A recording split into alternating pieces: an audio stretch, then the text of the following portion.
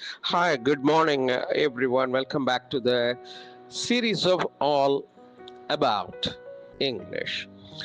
Restitution அப்படிங்கிறது ஒரு noun. Meaning ஒன்றும் இல்லை, ரிட்டன், திருப்புதலை, மீள அழித்தல், இதெல்லாம் சொல்லலாம். அதுக்கு ரெஸ்டோரேஷன், ரீப்ளேஸ்மெண்ட், இதெல்லாம். ஆண்டோனிம் சீஷர், பிடிச்சி வைக்கிறது, சீஷர். இப்போ எக்ஸாம்பிள் சென்டென்ஸ் சொல்லணும்னா, the ANC African National Congress had demanded the restitution of land seized from black people.